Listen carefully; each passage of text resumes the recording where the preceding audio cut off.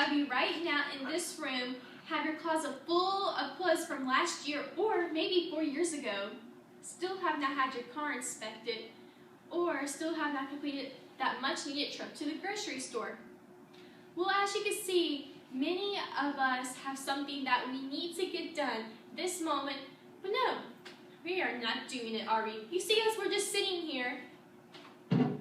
Okay, so the research from the University of Calgary Conjoint from the Ethics Board has shown that 95% of us procrastinate, and about 15 to 20 of us do it consistently and problematically.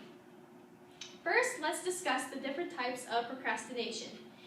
You see, in our SDV class, we were given a book to read, and here is the chart. I got this from the Community College Experience by Amy Baldwin. It explains the different types of procrastinating types that we may be. This is the adrenaline addict. The adrenaline addict does much better under pressure. When the time's ticking, you got your heart pumping, it makes you want to do better. The second type is the stretch thin slacker. The stretch thin slacker has many activities going on in their lives, okay? You might have a job, you might have kids, you could have just all these extra hobbies that you're into, maybe you like crafts, and you have so much that you need to complete, and you end up doing things that you want to do, but not the things that need to be finished. The next type is the paralyzed perfectionist. The paralyzed perfectionist does not begin until he or she realizes that the task will be perfect when it's done, okay? Like, everything needs to be perfect, so this type of procrastinator ends up putting things off. So which type are you? Are you the adrenaline addict that needs pressure in order to do better? Are you the stretch thin slacker that has too many things going on in your life? Are you the fearful loafer that fears the end result? Or are you the paralyzed perfectionist that needs everything to be perfect? Okay, but there are so many events going on in our daily lives, it keeps us from getting the task completed on time. So why do we procrastinate? For those of us who are students, we know what it's like to have the weekend off. Okay, we take the weekend off to finish maybe an assignment that needs to get finished.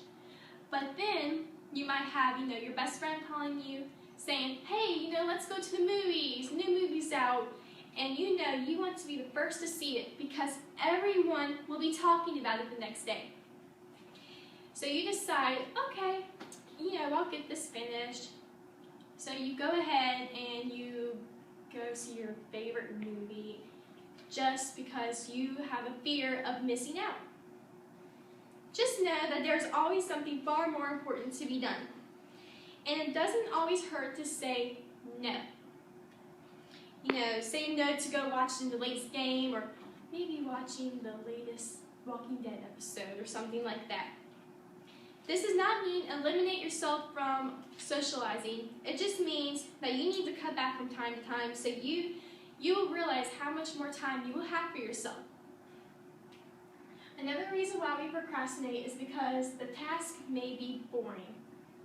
This second reason why, for those of us who have to get groceries or still have a history essay to write, you know what it's like. Because normally, when we all have something that needs to be done that we just simply do not like, we end up putting it off, and that is not always a good thing. Another reason why we procrastinate is because of fatigue. We might not get a good night's sleep, we probably have not been eating the right foods, and this causes us to feel stressed, overwhelmed. Even when we have the time to do it, we will simply be tired, just dread doing whatever needs to be done. And that, there are things you can do to help yourself with that. You can start going to bed earlier, you can start eating better, and this will help you.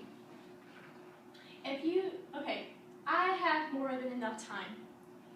You know, will be times where you have more than enough time to get something done, but having that mentality can make or break you.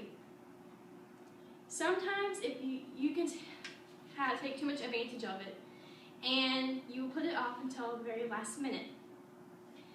So why not just set deadlines or a chunk? Put it like, okay, let's say you have a project that it's given to you on December 1st, and you have till New Year's Eve to get it finished. You know you have enough time. Why don't you just put it into smaller chunks and set deadlines, because that will help you tremendously. Another reason why we procrastinate is because of distractions. It is a major cause. You know, the phone rings, your favorite song comes on, your friends trying to get in your way, social media, or you might even have kids running around. These are all forms of distractions. Okay, guys, just turn your phone off. Turn your phone off and leave it off. That will take away half of the reasons and half of the distractions that may be going on in your life. Just keep your phone off. Okay? Just go to a quiet place, and this will help you. Another reason why we procrastinate is because the pressure is a thrill. This is for the adrenaline addicts. You know, you might have a history paper that is due in exactly 2 hours, but sometimes that's not going to help you because you will not always perform your best. When you're under so little time, you will end up rushing, and the end result will not be what you expected it to be.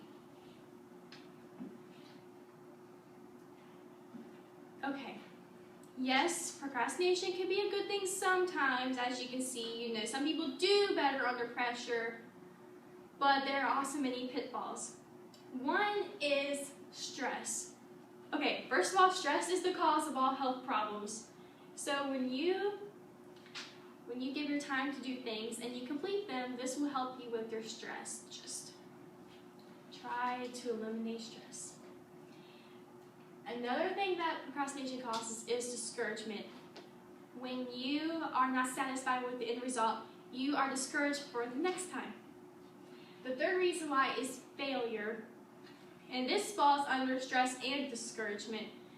When you fail to complete an assignment, or just a certain task in particular, like, you know, just something that needs to get done, like even just paying bills, you know, it causes you to feeling a failure, and you don't want that. Okay? So as you can see, procrastinating can both make or break you, but there are so many changes you can make to your life that can help you. So what can we do? One, you can prioritize. You know, make a schedule, make a list of things that needs to be done, and you make sure it's something that you can do every day, something attainable. And that will help you, first of all. Then you can reward yourself when those things are completed. Like, then you could go out to the movies with your best friend, or go get that much needed cheeseburger at McDonald's, you know. Another thing is just do it. That's Nike's catchphrase. Just get up and do it. You will feel so much better because you will have one less thing to do. So remember, procrastinating is not always the right path to take. So you should prioritize and create deadlines. Just do it, because you will have one less thing to do. Any questions?